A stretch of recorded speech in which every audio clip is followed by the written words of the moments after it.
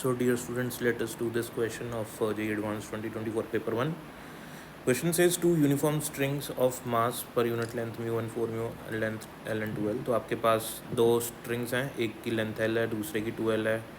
मास per unit length mu है, यहाँ पे 4 म्यू है, दोनों को दोनों तरफ से बांधा हुआ है. एक तरफ P है पॉइंट, एक तरफ Q है. स्ट्रिंग्स जो हैं वो यूनिफॉर्म टेंशन, दोनों में सेम T टेंशन है. जो फ्रीक्वेंसी है V0 फ्रीक्वेंसी हमको दिए 1/2L√T/μ के बराबर है. इसमें से कौन सा ऑप्शन करेक्ट होगा हमको बताना है. फर्स्ट ऑप्शन कह रहा है अगर O पे नोड बन रही है तो मिनिमम फ्रीक्वेंसी जो होगी इन दोनों की कंपोजिट स्ट्रिंग की वो V0 के बराबर होगी. तो अगर मैं ध्यान से देखूँ तो ये वाला जो पोर्शन है रस्सी का, क्योंकि अपन ने दोनों रस्सियों को साथ में बांधा हुआ है स्ट्रिंग्स को, तो दोनों को जब हम बांध के रखते हैं तो दोनों एक ही फ्रीक्वेंसी से दोनों वाइब्रेट करेंगी. दोनों के वाइब्रेशन एक ही फ्रीक्वेंसी के होंगे, ठीक है ना. दोनों सेम फ्रीक्वेंसी में वाइब्रेट करेंगी. लेकिन जब दोनों सेम फ्रीक्वेंसी से वाइब्रेट करेंगी, इसकी मास डेंसिटी और है, इसकी लेंथ और है, इसकी मास डेंसिटी और इसकी लेंथ और है.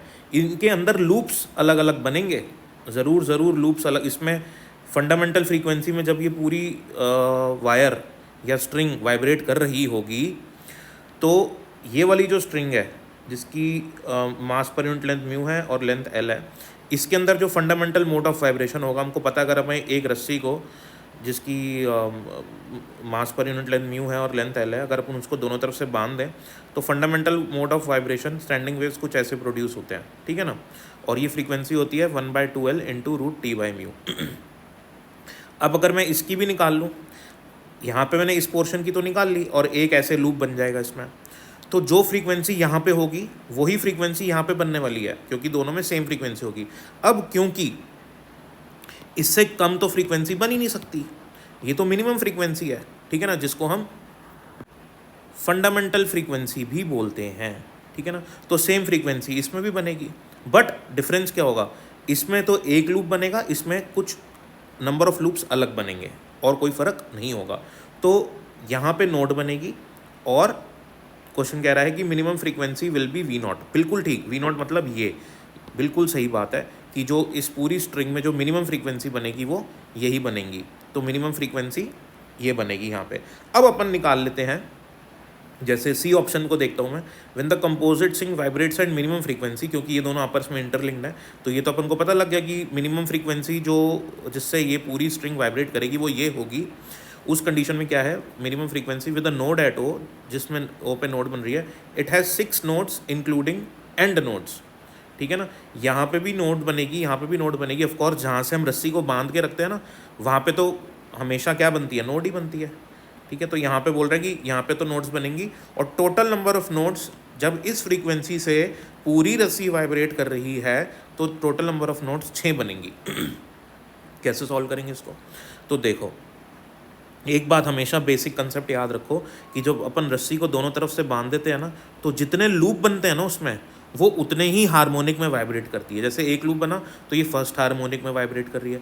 2 लूप बनेंगे, ऐसे ये 2 लूप बन गए, ये 2 लूप बनेंगे तो सेकंड हार्मोनिक में वाइब्रेट कर रही है. तो P लूप्स बनेंगे, अगर P लूप्स बन रहे हैं तो Pth हार्मोनिक में वाइब्रेट करेगी, तो P × 1/2L × √T/μ हो जाएगा. तो अब मैं मान लेता हूँ कि फंडामेंटल मोड में क्या होता है कि इसमें बन रहे हैं लेट n लूप्स, ठीक है, इसमें n लूप बनते हैं और इसमें m लूप्स बनते हैं. तो इसका वाइब्रेशन का फ्रीक्वेंसी, दोनों की फ्रीक्वेंसी सेम होगी, दोनों सेम फ्रीक्वेंसी से वाइब्रेट करेंगे, तो इसकी फ्रीक्वेंसी क्या हो जाएगी वाइब्रेशन की, n टाइम्स 1/2L × √T/μ. और इसकी जो फ्रीक्वेंसी होगी वो इसकी फ्रीक्वेंसी के बराबर होगी, बट दोनों में लूप्स अलग अलग हो सकते हैं. तो इसमें अपन ने m लूप्स माने, तो इसमें हो जाएंगे m टाइम्स 1/2L. अब इसकी तो लेंथ ही 2L है, तो एक 2 × 2L हो जाएगा × √T/4μ, ठीक है. इसको सॉल्व करते हैं अपन.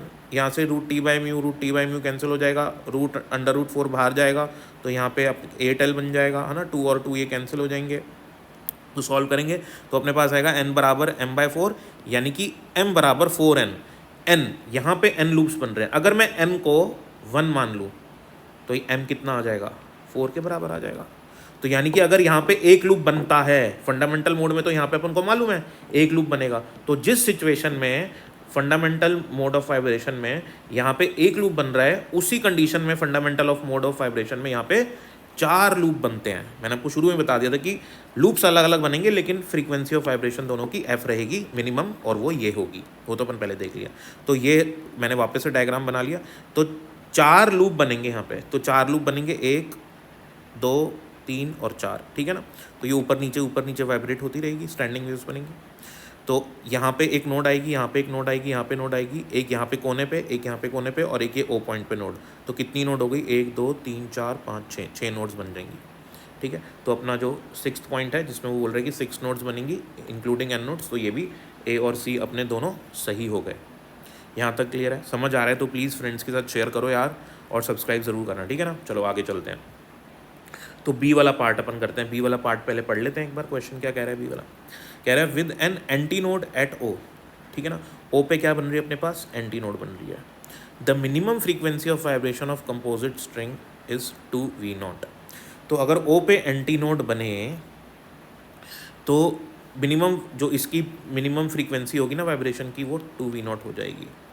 तो ओ पे एंटी नोड बनने का तरीका क्या होगा कि भाई यहाँ पे एंटी नोड ऐसे बनेगी कि खुल गया, ऐसे बनेगी एंटी नोड। तो यहाँ पे तो उस सिचुएशन में अपने पास जो अपन ने पहले सिचुएशन लगाई थी ना भाई, जब एक रस्सी एक ही तरफ से हिंज्ड होती है, एक ही तरफ से हिंज्ड होती है, तो उसमें सिर्फ ऑड हार्मोनिक्स अवेलेबल होते हैं। फर्स्ट हार्मोनिक होगा, थर्ड होगा, फिफ्थ होगा, सेवन्थ होगा, है ना। बाकी जो इवन हार्मोनिक्स होते हैं वो एब्सेंट होते हैं जब हम रस्सी को एक तरफ से बांधते हैं। यानी कि यहाँ पे एक एंटी नोड बन रही है, तो ये कुछ ऐसी सिचुएशन बन जाए कि यहाँ पे एंटी नोड बने, यानी कि रस्सी एक तरफ से बंधी हुई है, तो ऑड हार्मोनिक्स अवेलेबल होंगे इसके लिए भी, सिमिलरली इसके लिए भी। तो इसमें अपन मानते हैं कि अपने एन लूप्स बन रहे हैं। तो ऑड हार्मोनिक के लिए जर्नल फ्रीक्वेंसी क्या होती है, जो जर्नल फॉर्मूला होता है वो होता है 1/4L√T/μ, ठीक है ना। ये तो नॉर्मल कंडीशन में होता है। अब अपन यहाँ पे अपन ने माना कि लेट यहाँ पे अपने पास n लूप्स बन रहे हैं, तो ऑड बनने हैं, नंबर ऑफ लूप्स अपने पास जो बनने हैं यहाँ पे, या जो अपने पास यहाँ पे फ्रीक्वेंसी आनी है वो ऑड फ्रीक्वेंसी आनी है। तो इसलिए अपन यहाँ पे लिख लेते हैं 2n+1। तो अगर मैं n की जगह 0 पुट करूँगा तो फर्स्ट हार्मोनिक आएगा, n की जगह 1 पुट करूँगा तो थर्ड हार्मोनिक आएगा, है ना। n की जगह 2 पुट करूँगा तो फिफ्थ हार्मोनिक आएगा, तो यहाँ पे फिफ्थ हार्मोनिक फ्रीक्वेंसी आएगी। तो जो भी यहाँ पे फ्रीक्वेंसी आएगी, बस दोनों में, इसमें n लूप इसमें m लूप माने हैं, तो इसके लिए यहाँ पे सेम फॉर्मूला लिखूँगा, बस यहाँ पे m कर लूँगा। और 4L यहाँ पे अपने पास क्या आ जाएगा, यहाँ पे अपने पास ये जो है लेंथ इसकी 2L है, ये 2L लेंथ होगी, और इसको 4 से मल्टीप्लाई करना है अपन को, तो यहाँ पे 4 आ जाएगा, राइट। अब अगर अपन इसको सॉल्व करते हैं तो अपने पास ये √T/μ, ये जो 4 है इसको अपन बाहर ले लेंगे, तो ये बाहर 2 आ जाएगा अपने पास, है ना। तो बाहर ये 4 तो है ही, और ये इंटू 2 कर देंगे अपन इसको।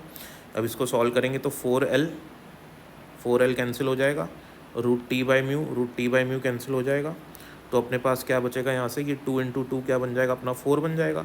तो ये 4 जो है अपना, ये 2 × 2 जो 4 बना अपना, ये चला जाएगा अपना LHS में, तो 4 टाइम्स 2 × n+1, और इधर आएगा 2n+1 और 2m+1। अब इधर देखेंगे तो ये वाली टर्म तो हमेशा 4 से कुछ भी मल्टीप्लाई करोगे, 4 × 1 इवन आएगा, 4 × 2 3 4 5 कुछ भी करो, ये वाली टर्म LHS आपके पास हमेशा इवन रहने वाली है। और यहाँ पे आप 1 2 3 4 कुछ भी पुट करो, ये वाली टर्म हमेशा ऑड रहने वाली है, तो कभी इवन ऑड नंबर के बराबर हो ही नहीं सकता। तो इसका मतलब ऐसी सिचुएशन पॉसिबल ही नहीं है कि यहाँ पे एंटी नोड बन जाए, ठीक है ना। तो इसलिए अपना जो बी वाला ऑप्शन हो जाएगा वो गलत हो जाएगा। वैसे भी अगर अपन देखिए, अगर यहाँ पे रस्सी बंधी हुई है तो एंटी नोड कैसे बन सकती है, ठीक है ना। स्ट्रिंग हिंज्ड है तो एंटी नोड नहीं बनेगी, राइट। तो अगर डी वाला पार्ट भी देख लेते हैं। डी वाला कह रहा है no vibrational mode with an antinode at O is possible for composite string. बिल्कुल सही बात है। हम डायरेक्ट भी बोल सकते हैं कि यार अगर आप रस्सी को बांधोगे तो वहाँ पे आपके पास एंटी नोड नहीं बनेगी, यहाँ पे भी नहीं बनेगी एंटी नोड, और यहाँ इनफैक्ट पी और क्यू पे भी आपके पास एंटी नोड नहीं बन सकती, क्योंकि वहाँ हमने रस्सी को बांध दिया ना, तो इसलिए वहाँ पे एंटी नोड नहीं बनेगी। तो this is the correct explanation for this particular question. Thank you for watching.